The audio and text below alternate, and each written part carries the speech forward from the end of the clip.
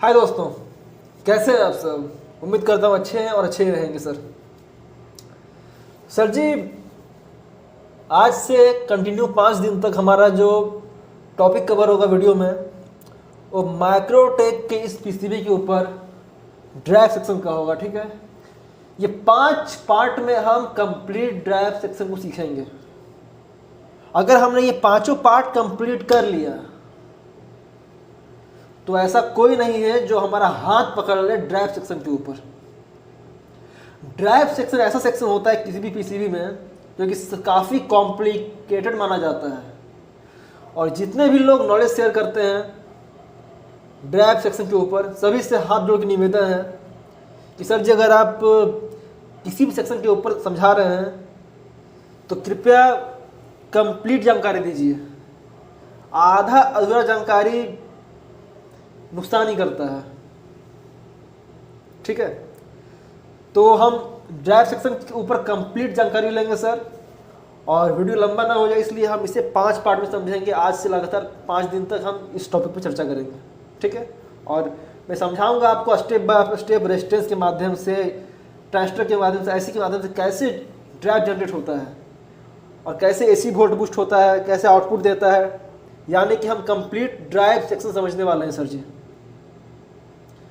और दोस्तों, अगर आप इन्वर्टर रिपेयरिंग क्लास ऑनलाइन करना चाहते हो तो नीचे डिस्क्रिप्शन में जाके मेरे व्हाट्सएप नंबर पे मुझे अपना नाम और फुल एड्रेस लिख के सेंड कीजिए, मैं आपको क्लास का जानकारी दे दूंगा। ठीक है, तो आते हैं क्लास की तरफ सर। देखिए, ये रहा हमारा पीसीबी। ठीक है, तो ड्राइव सेक्शन काम कर रहा है या नहीं कर रहा है, उससे पहले देखना होगा कि पीसीबी की डेट तो नहीं है ना। तो चेक करने के लिए यहाँ लगा लेता हूँ सर मैं डिस्प्ले। ठीक है, उसके बाद सर हम यहाँ कनेक्ट कर लेते हैं बैटरी का तार। यहाँ देखिए सर, यूपीएस ऑन, वायर खोल देता हूँ, ऑफ लगा दिया, चालू। फिलहाल तो ये ऑन दिखा रहा है, मगर ड्राइव बन रहा है नहीं बन रहा है उस पर जाने से पहले हमें कंफर्म कर लेना पड़ेगा कि सारा वोल्टेज क्लियर तो है ना। ऐसा तो नहीं ना है कि हम ड्राइव पे आगे बढ़ रहे हैं मगर हमारा कोई वोल्टेज मिसिंग है या कम बन रहा है, तो ऐसा नहीं चलेगा। ठीक है, तो सबसे पहले सर हमें चेक करना होता है पीसीबी में। ठीक है, क्या चेक करना होता है? VCC, reset and switch supply. ठीक है, तो फाइनली हमें यह चेक करना है सर कि पीसीबी में 12 वोल्ट है या नहीं है। ओके आ रहा है, कोई दिक्कत नहीं है। उसके बाद सर आपको डायोड को चेक करना है अगले साइड। यहाँ पे कुछ वोल्टेज ड्रॉप मार रहा है, टेंशन लेने की बात नहीं है। डायोड अपने अंदर कुछ वोल्टेज कंप्रेस करता है, ये उसकी खूबी है। ठीक है, इसका मतलब ये नहीं कि डायोड खराब है। उसके बाद यही वोल्ट आपका आएगा इस रेगुलेटर के ऊपर। ये रेगुलेटर होता है 7805। ठीक है, अब मैं आपको यहाँ चेक करा देता हूँ सर। इसके लिए मुझे पीसीबी उल्टा करना पड़ेगा। देखिए, अब अगर मैं यहाँ चेक करूँ पिन नंबर 1 पे तो सेम वोल्ट आ रहा है सर। बीच वाला पिन ग्राउंड है, लास्ट वाला पिन से 5 वोल्ट आउट करेगा, आउट कर रहा है। ये रेगुलेटर 5 वोल्ट आउट करता है, 12 वोल्ट लेता है, बीच वाला पिन ग्राउंड होता है। अगर आपका पीसीबी में फ्यूज कट जाएगा, ठीक है, तो इसको ग्राउंड मिलेगा नहीं और सीधा आउट कर देगा 12 वोल्ट। ठीक है, अगर ये डायरेक्ट 12 वोल्ट आउट कर रहा है तो देख लीजिए कहीं आपका फ्यूज तो नहीं कटा हुआ है, क्योंकि अगर पिन नंबर 2 पे ग्राउंड नहीं मिलेगा तो 12 वोल्ट आउट कर देगा डायरेक्ट, 5 वोल्ट नहीं बनाएगा। ठीक है, उसके बाद यही 5 वोल्ट सर चला जाएगा आपका पिन नंबर 20 पे। ठीक है, देखिए 15, 16, 17, 18, 19, 20 चला गया 20 पे। ये हो गया इसका सप्लाई वीसीसी। उसके बाद यही 5 वोल्ट चला जाएगा कहाँ सर? तो चला जाएगा आपका R16 के लोकेशन पे लगा है रेजिस्टेंस, उसके ऊपर। ठीक है, 5 वोल्ट यहाँ आ रहा है, अगले साइड चेक कीजिए यहाँ भी आ रहा है। उसके बाद चला जाएगा कहाँ सर? R15 पे। ठीक है, दोनों साइड आना चाहिए वोल्टेज। उसके बाद ये वोल्ट जाएगा पिन नंबर 1 पे, और पिन नंबर 1 को बोलते हैं रिसेट वोल्ट। ठीक है, अब रिसेट वोल्ट बन गया सर। अगर रिसेट वोल्ट नहीं बन रहा है एक बार चेक कर लीजिए इस जिनर को।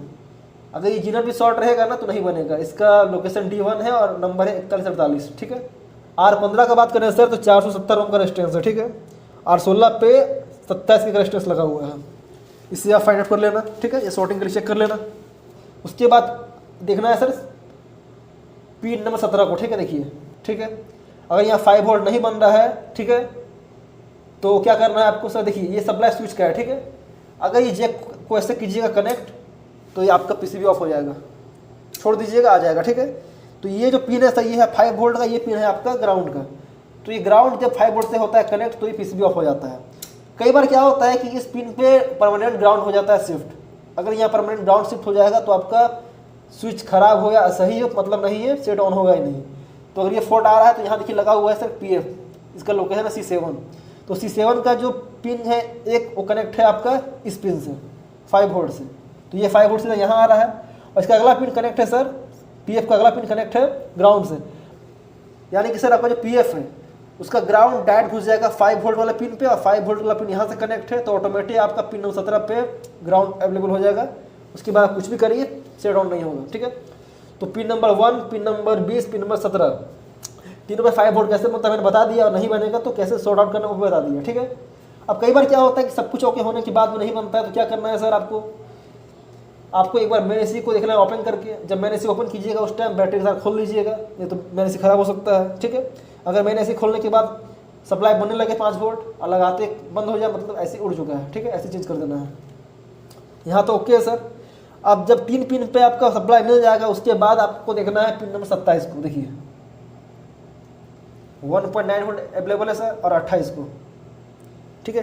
तो सर यहाँ पे आपका जो वोल्ट आउट होगा सर वो 1.8 से लेकर 2.8 तक होगा, ठीक है। और पिन नंबर 27 और पिन नंबर 28 दोनों पे सेम वोल्ट आउट होता है। क्लियर है सर। और यहीं से आपको शुरुआत होता है ड्राइव का, ठीक है। सर जी जो आपका पिन नंबर 27 है, ठीक है, ये आपका इस चैनल के लिए है और जो पिन नंबर 28 है वो आपका इस चैनल के लिए है। अब आगे समझेंगे हम नेक्स्ट क्लास में, तब तक के लिए जय हिंद जय भारत।